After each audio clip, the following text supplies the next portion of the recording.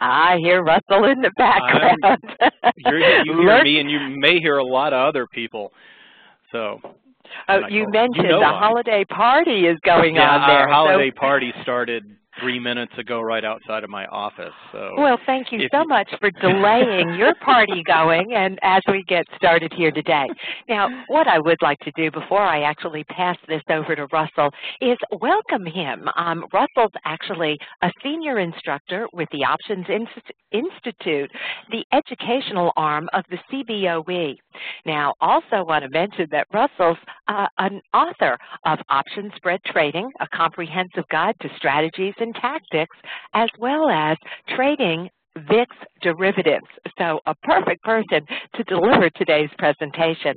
But also, Russell's a frequent blogger with his focus on the VIX. So you may want to catch him at www.cboe.com/blogs. Now, you can also follow him on Twitter at Russell Rhoads. So with that, Russell, what I'm actually going to do is welcome you and thank you for today's presentation. Let's actually move this over to your slides, and I'll pass you the ball so that we can get underway.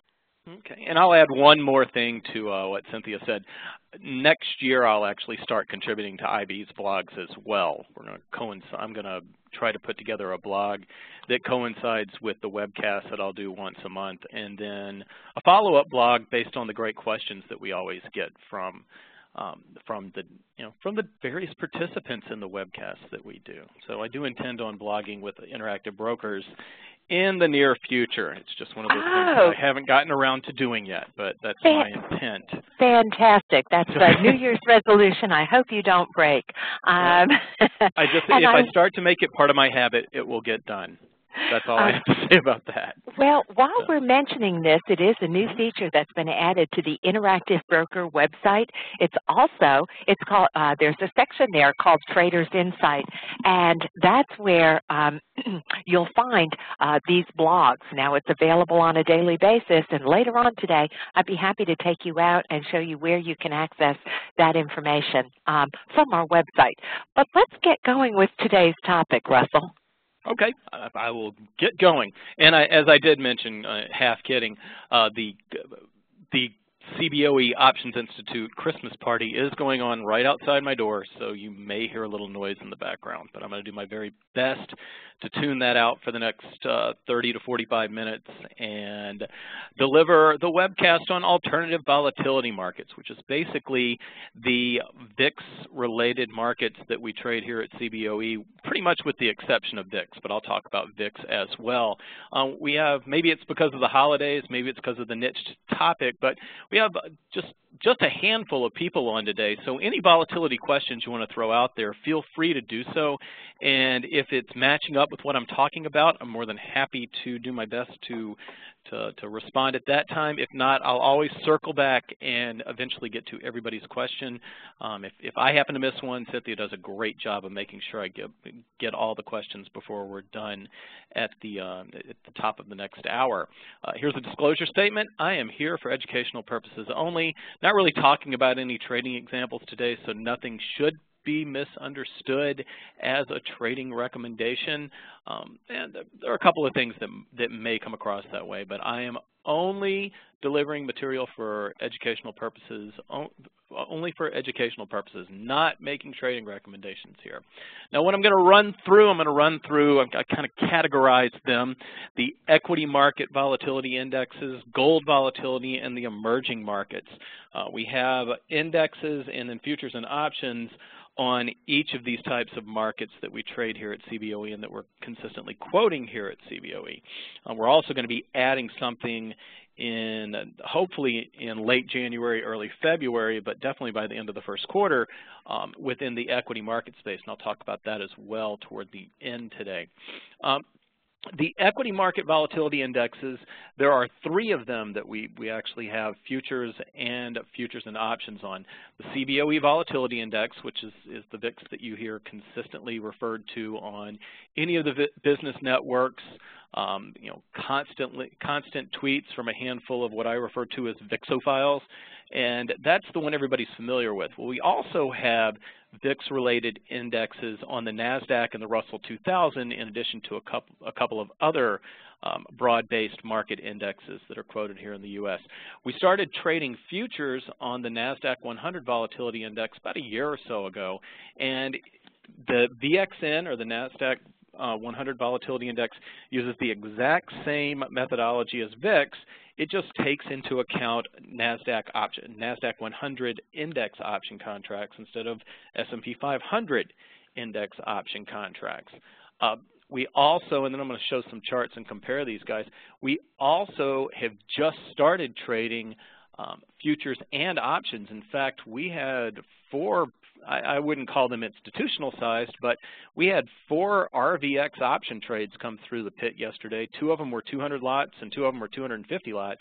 So even though RVX option trading's only been out for a couple of weeks, we're seeing a little bit of interest there.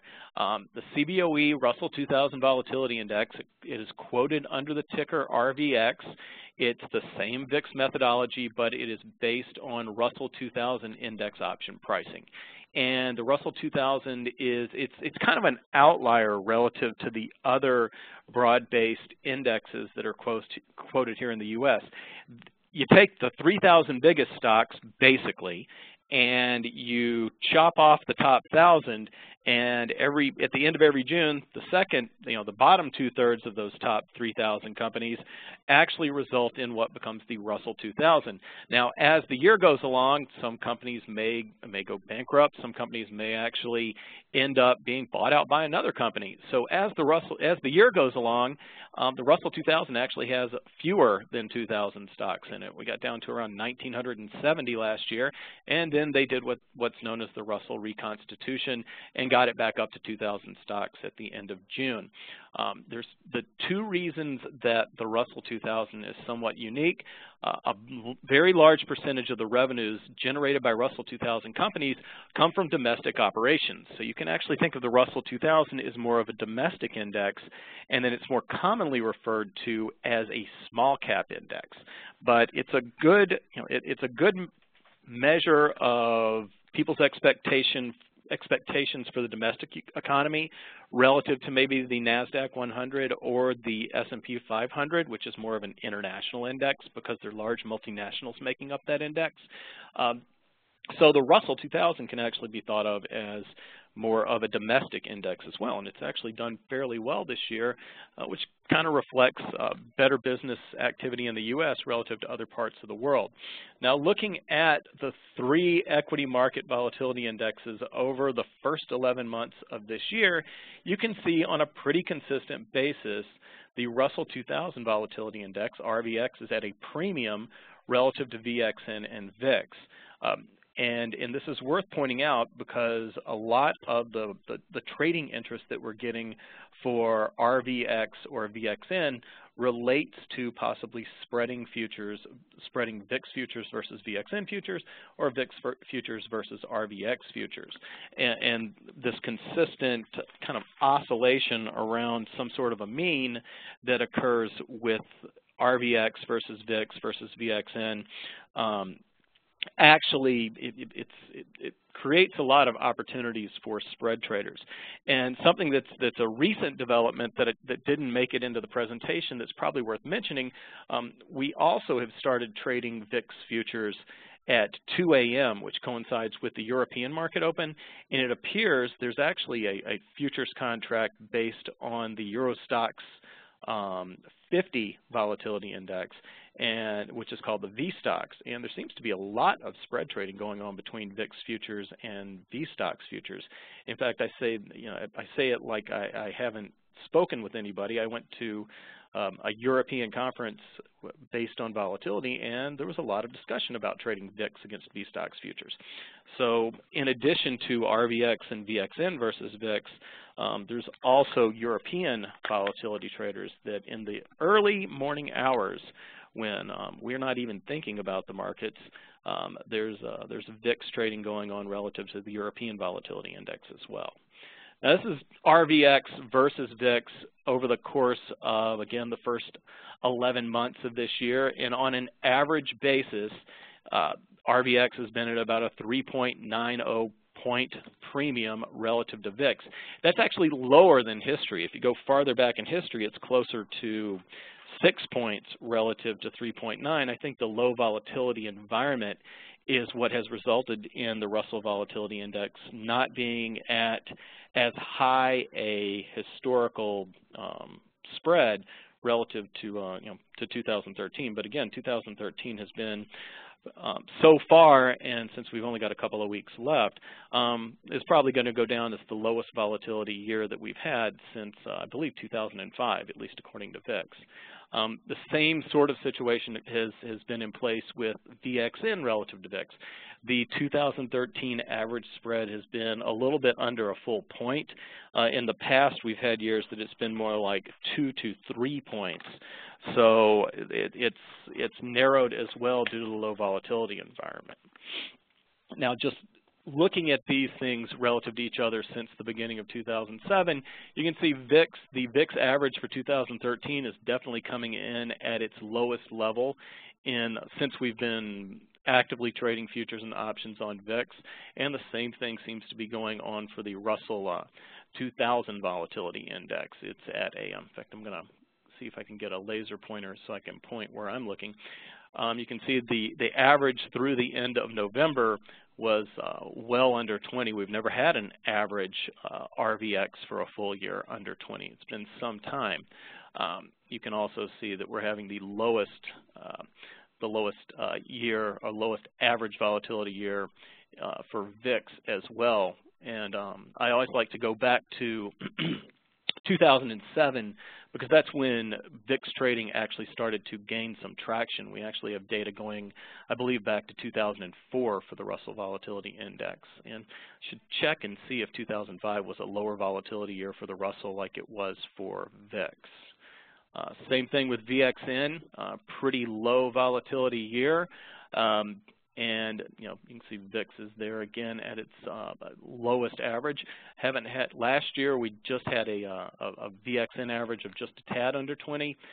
This year, 15 is definitely exhibiting some pretty low volatility, and I think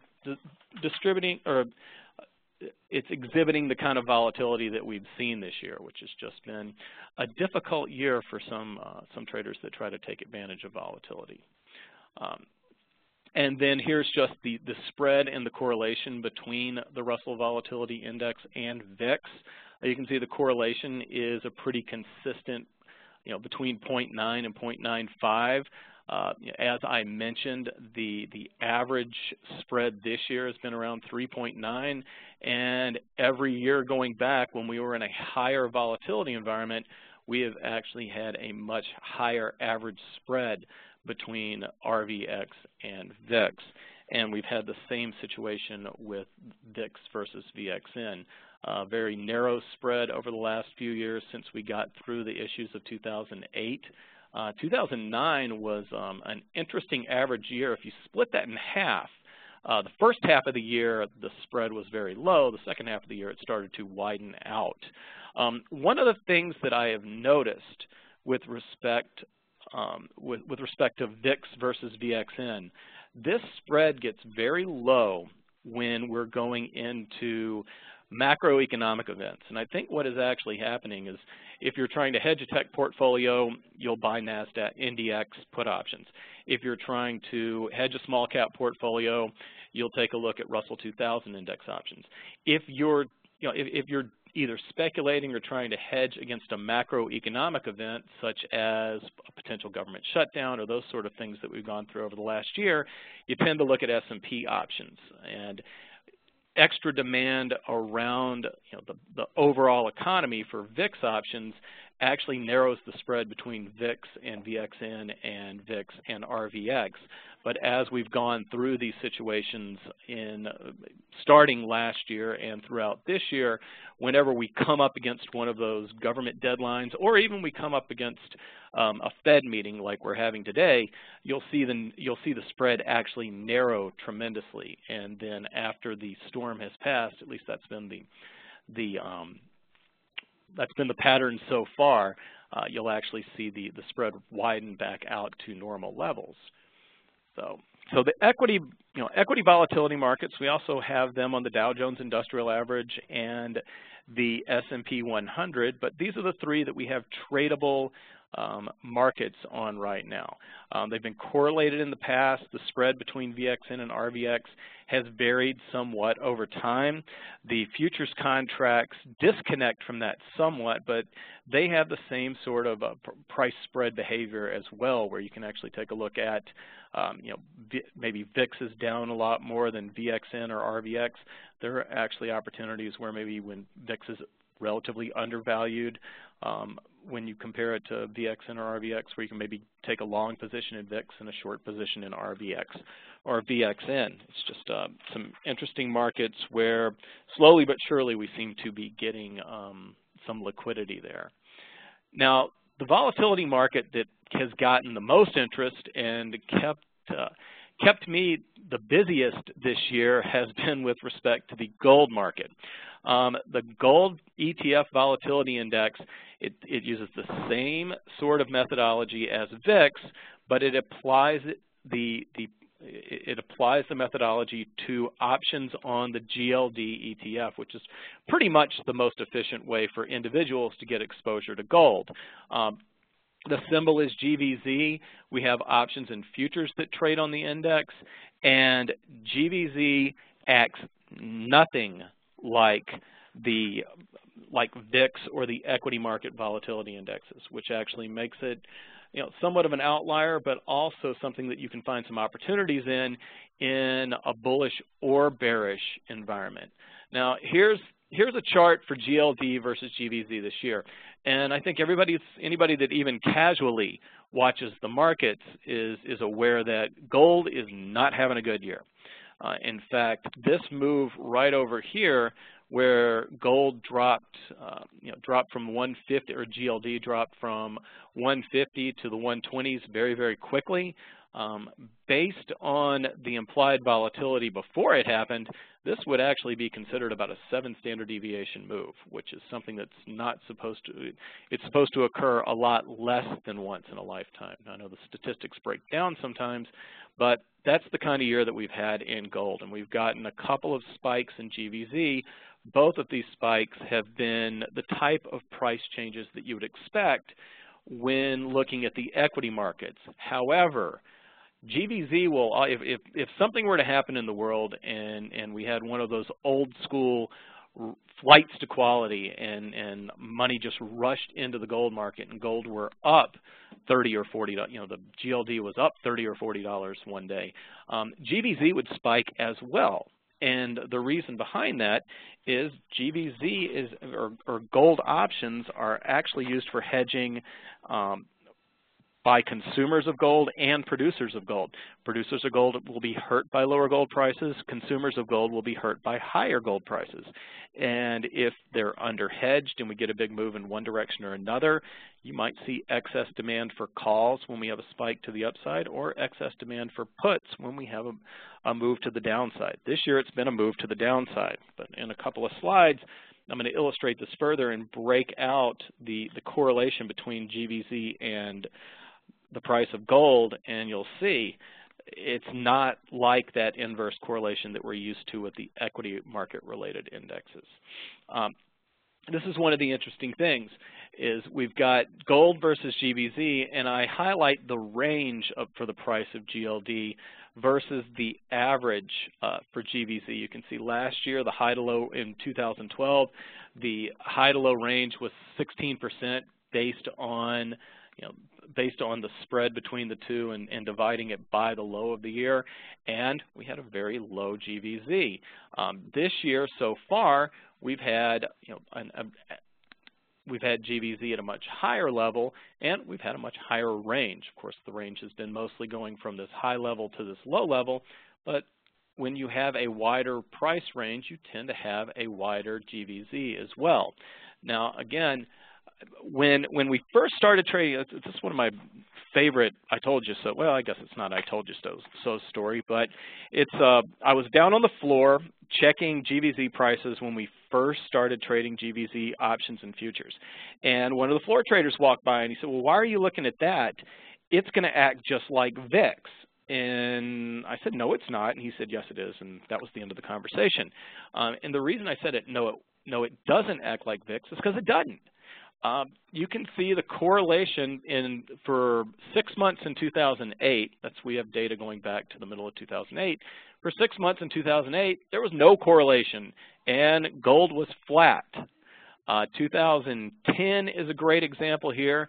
GLD was up 25%, and there was a slightly negative correlation. Basically, VIX is an implied volatility measure that reacts in conjunction with downside moves. We get a downside move in the S&P 500, we get a spike in VIX. GVZ will actually react to the upside if we get a big upside move in GLD or a big move to the downside. Now, we happen to have a minus 0.7275 correlation with gold and GVZ through November in 2013. Well, gold's been moving down for the most part, and we got that inverse relationship because GLD was at a very low level at the beginning of the year and has had many spikes. All of those spikes have been related to a drop in GLD. But over time, you can see if we took 2013 out of this, it nets out to no correlation whatsoever, just big moves when you have big absolute price moves in GLD, which is very different than what you would expect out of VIX or RVX or GVZ as well. The pricing of GVZ futures actually does typically act in the same way as the pricing of VIX futures. The GVZ curve at the end of last year, we were in a low volatility environment, and we had farther futures contracts at a premium. This is a good example of what happens when we get a big price move in gold. The next slide is a good example of what happens when we get a big price move in gold. April 12th, GVZ had already started moving up because gold was under pressure, but on April 15th, we actually had a very large move to the upside in GVZ because we had a very large drop in the price of gold at the same time. That was a headline-grabbing day for a lot of people around here because we like to focus on Cboe on volatility an awful lot. But you can see that we went from basically a flat curve to a fairly inverted curve very quickly. And this situation here, just to highlight, that's a bad color. I'm going to draw something in a color that maybe we can see better. There, that's a little bit better. The situation where you're comparing the GVZ spot index and the April future, at this point, there was only 1 day remaining for trading in GVZ futures, and that's why they were so close to each other. If this date were April 1st and April 2nd or something to that extent, I think this price point here probably would have been a little bit lower. But we got this almost parity situation between the futures and the index because we were very close to expiration on the April futures. So, and then this is just a curve example where we actually had, I believe GVZ was testing. There's a nice support level for GLD right now around 115 or so, and every time we test that and we hold that, we get close to it. GVZ goes up. We don't break through, and GVZ comes back down. So every time there's a little bit of a concern that we're going to have a break to the downside in gold, and it seems like we've been testing downside more than upside this year in gold, we've seen a spike in GVZ and then a drop in GVZ pretty quickly. So the last area that I wanted to talk about today, and we'll open it up for questions, is the emerging market volatility, which is a very interesting area to focus on. Even, we've had a low volatility environment in the U.S. Well, Brazil has had its own issues. Different emerging markets have popped up and had their own issues throughout the year.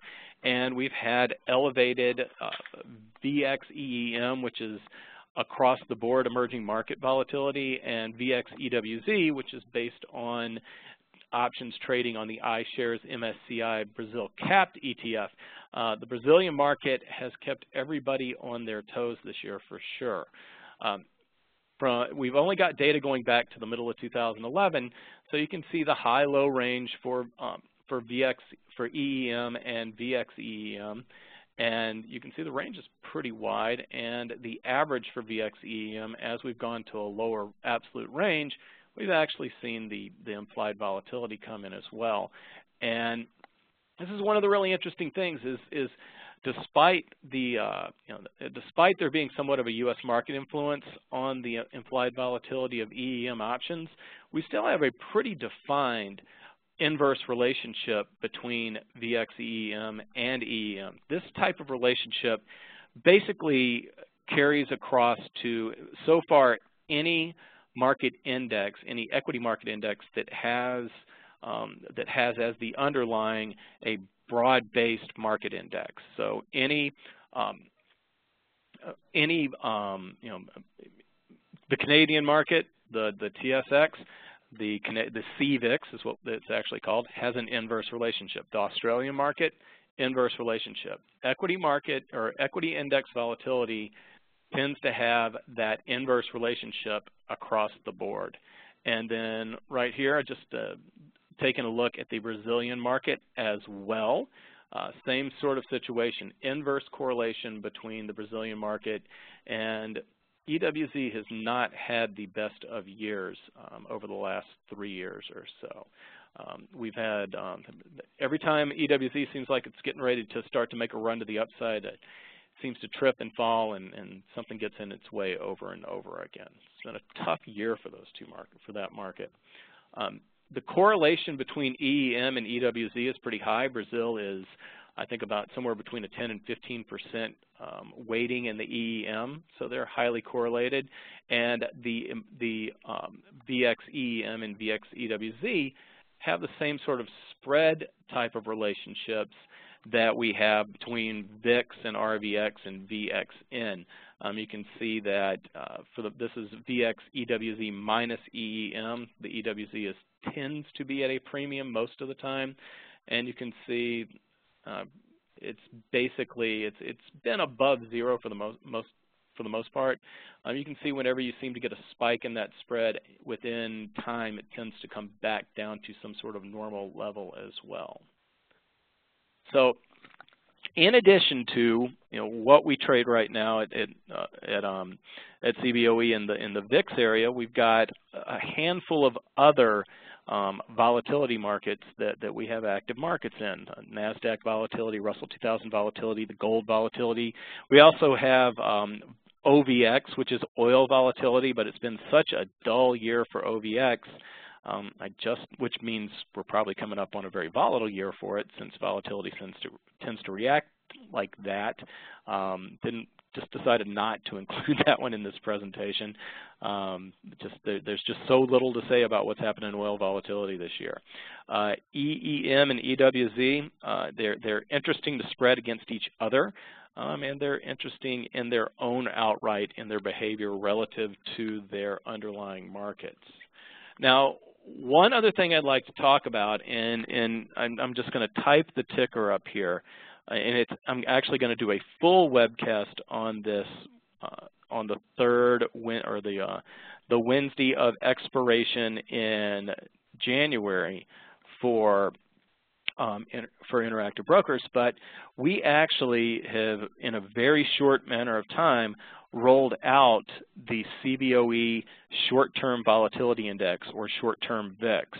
VXST is a 9-day version of VIX, and there is full intent on, by the end of the first quarter, listing options and futures on VXST, and they will actually expire every week. So there will be a shorter term version of VIX, and which is actually much more volatile than VIX. The historic volatility for VXST, we've got data going back to the beginning of 2011. The historic annualized volatility has been around 180 for VXST. It's been around 116 for VIX. But we're going to have options and futures on VXST that that will have a much more volatile underlying than VIX, and will actually have options and futures that expire every Wednesday. So they're going to expire every week, and Wednesday is the typical expiration date for VIX futures and options as well. But VXST may be worth, if you focus in on VXX and you trade weeklies on VXX, VXST may be something worth taking a look at as well. That's the audience that I think would be most interested in that one. So Cynthia mentioned that this is the Cboe's blog site, cboe.com/blogs or cboeoptionshub.com. Both get you to the same place. I post 7 blogs every weekend. Some of them are a look back and some of them are look forward. I do 5 blogs on different VIX-related markets. I do 1 that is a weekend review of any news that has come out relative to the option industry, and then I do 1 on stocks that have weekly options on them. For instance, this past weekend I put together a list of stocks that typically have weekly options on them and showed what the historical reactions to earnings have been, such as, on average, FedEx moves about an absolute value of 4% on earnings, and that's the kind of thing that options traders look at as well. To find out information on any of the volatility indexes we have, that top link, and then if you are watching on a recording, you can, or a follow-up question pops in your mind after we're done. I seem to be regularly corresponding with Interactive Brokers clients, which I consider a very good thing. It gives me things to talk about, gives me ideas for new classes. Feel free to use my email address. So let's see, Randy is asking, VXN is an ETF on VIX that also has options, right? VXN is not an exchange-traded fund. VXN is it's an index. It is the Nasdaq 100 Volatility Index. VXX is an exchange-traded note on VXX.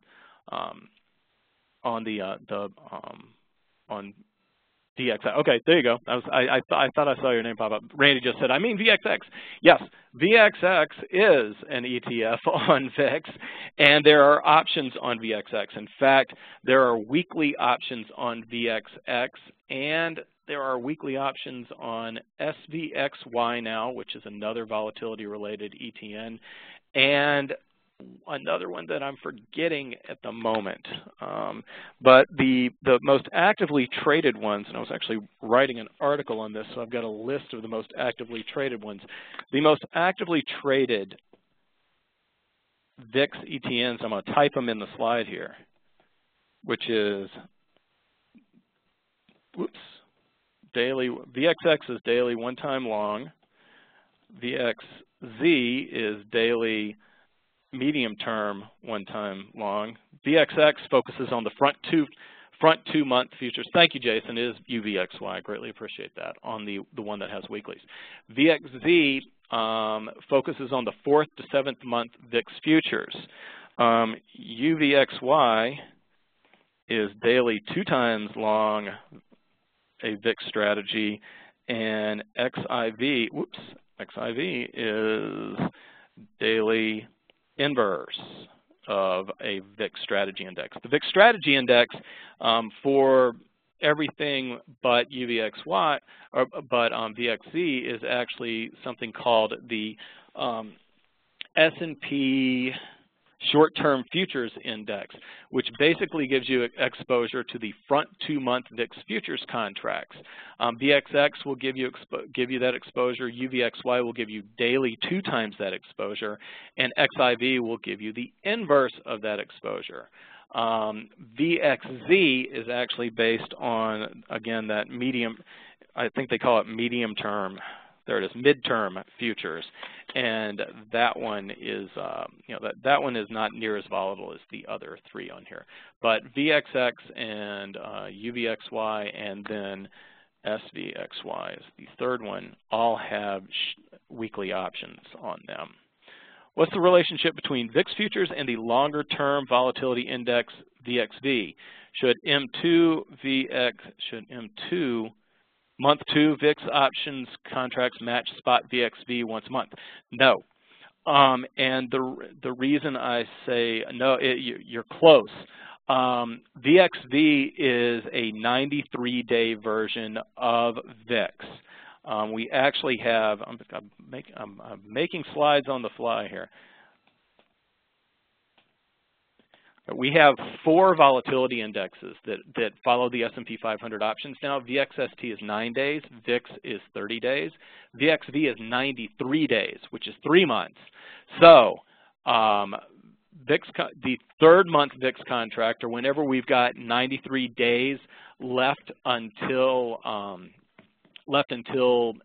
expiration for a futures contract, the VXV spot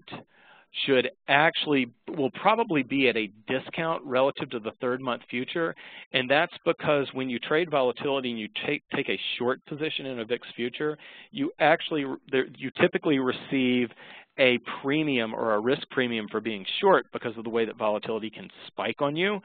So it will be somewhat close, but there'll actually be a risk premium in there as well. But that's a great, I mean, Lincoln, that's a great question because, and when I say it's a great question, it's pretty darn insightful, and that's not something that I've been asked before. And after talking about VIX for 4 years, I've been asked just about everything that you could think of. So awesome question. I greatly appreciate that. I might actually do a little work on that's the kind of thing that I scribble something down, and that's the kind of stuff that I end up working on the weekend. But I do. That's a great question. VXMT, when I was going through it, VXV was a 93-day. VXMT is actually a 6-month volatility index that we just rolled out about 3 weeks ago. And VXMT is based on 184-day implied volatility. All 4 of these are based on S&P 500 index option trading. So, let's see, I think Cynthia's giving an answer. There's a pretty big gap between SPX implied volatility and VIX. Steve, which SPX implied volatility, or what is SPX.IV something that you can pull up on Interactive Brokers? I know that at the money, SPX implied volatility is usually at a discount relative to VIX, and that's because VIX is heavily influenced by out-of-the-money put options, and we have a skew of the pricing of, and it kind of looks like this is where things get dangerous. I'm going to draw. The implied volatility of, and this is not a good angle, it should be more like up here, but let's say this is at the money right here, right there where I put the cross line. When you go farther out of the money to this direction, you actually will have higher implied volatility for out-of-the-money put options because there's more risk in being short those. So the sellers are again receiving some sort of a risk premium, and because of that, at-the-money implied volatility for SPX options, it tends to be at a discount relative to out-of-the-money implied volatility. Also, I don't know exactly what goes into SPX IV. I'll find out though. You guys are stumping me today. That's great. I don't know exactly what goes into SPX IV, but you know, VIX is based on, right now, VIX is based on January and February option contracts, and it's based on any SPX Third Friday Januaries and any SPX Third Friday Februaries that have a bid and an offer and are out of the money. So, you know, SPX IV might be taking a look at something more like the at-the-money options and maybe just be looking at a different expiration as well. But so there's a couple of reasons there. One, you know, it just may be this skew, and the other one may be what options are feeding into that other one as well. So Cynthia, have you seen any questions that I missed? No, I did see the couple that you skipped over, so I wanted to make mention about where to apply for these market data subscriptions. Now, they are available in your account management system.